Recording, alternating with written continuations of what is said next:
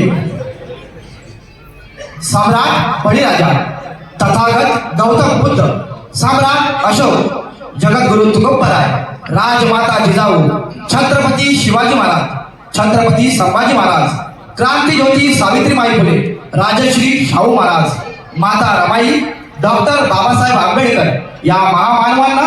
कोटी कोटी वंदन करून समाज नेते माळी गुरुजी, वाकी शेठ, पेटे साहेब आणि असंख्य त्यागमूर्ती कार्यकर्त्यांना कोटी कोटी विनम्र अभिवादन करून